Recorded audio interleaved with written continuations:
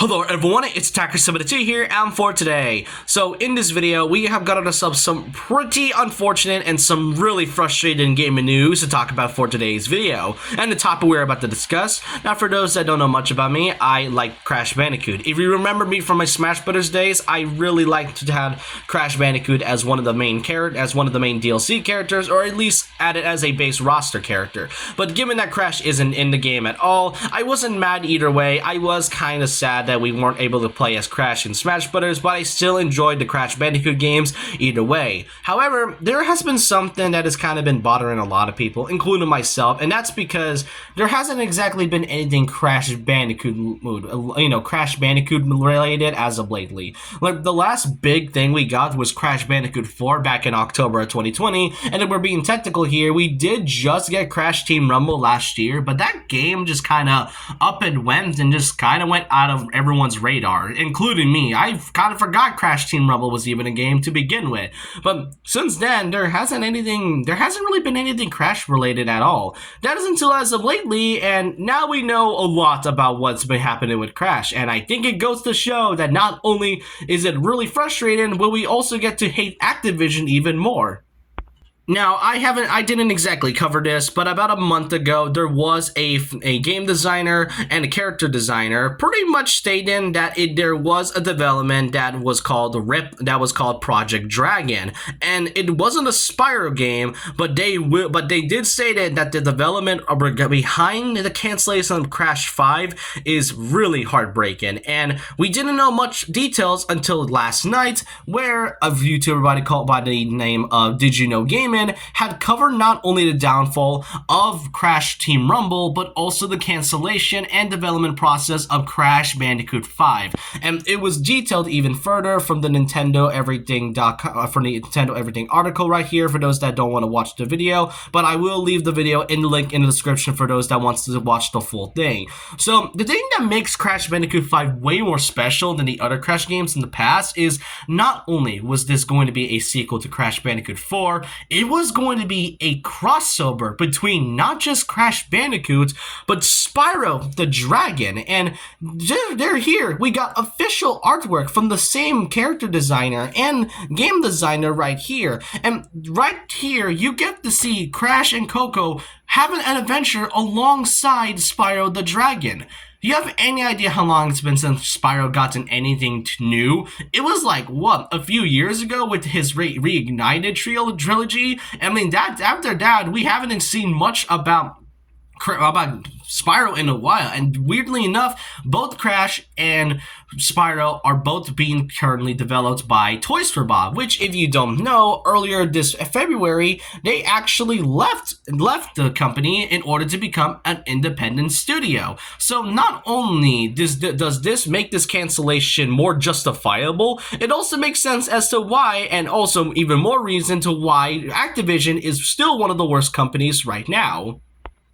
But what's even worse is the details we know are behind the story of Crash Bandicoot 5. This game was going to have a sort of Twin Sanity sort of style, which kind of means this could be like a Twin Sanity-esque sequel, which also had the return of Uka Uka, who hasn't been seen since Crash Bandicoot Warped. It was also going to use an international portal to bring Spyro's world into it and use the magic of the Dragon Elders, and then cross over with Crash Bandicoot's home, and pretty much has more of a stronger focus on lore and also has a more darker storytelling compared to previous titles.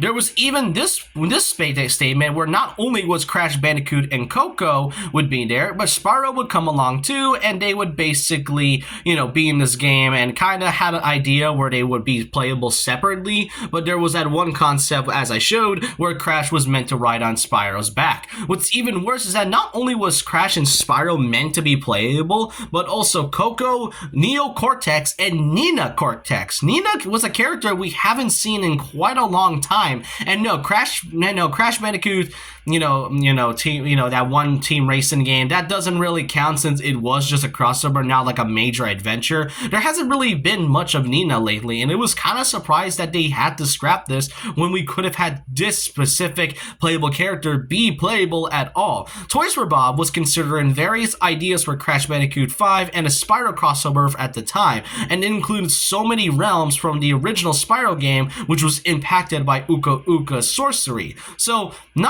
Also we were going to get more gender swap universes, kind of similar to Entropy from Crash 4.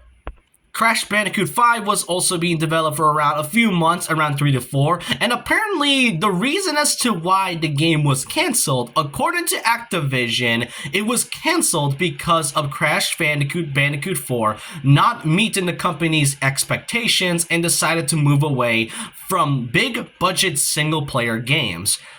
Activision, are you telling me Crash Bandicoot 4, which, by the way, a game that sold over 5 million copies, which also stated that it has exceeded your expectations, wasn't enough to make Crash Bandicoot 5? I mean, hell, as of just this year, like a couple months ago, Crash Bandicoot Insane Trilogy sold 20 million units over world and worldwide. Like, how do you expect Crash 5 to go over expectations when basically Xenoblade Chronicles, another example I have to mention, sold 2.70 million units and yet still got a sequel either way. Well, I guess if it isn't Call of Duty, I guess it isn't probable enough. But man, I think there's a reason as to why people do not like Activision. I mean, Activision as a company lately hasn't exactly been the best. Actually, they've been kind of the worst as a lot. I mean, they've had a terrible few years. The allegations for them has not exactly been great,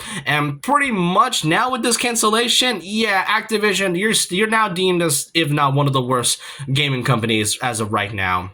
I mean, I guess you can kind of see as to why Toys for Bob was justifiable for leaving Activision as a whole, because some of these franchises hasn't exactly been getting that much respect lately, which is so unfortunate too, because Crash Bandicoot and Spyro the Dragon felt like they were going to have huge comebacks for their series. I mean, Crash Insane Trilogy is a huge example of that, and Crash and Spyro Reignited Trilogy was a game that felt like we were going to see more Spyro that isn't just going to be related to Skylanders. But no, I guess that isn't the case. If it isn't Call of Duty or anything big major like free service or live service games, then hey, who forget the single player games. You know that one scene or that one episode from Smile and Friends where you had this dude right here? That's pretty much what Activision really is.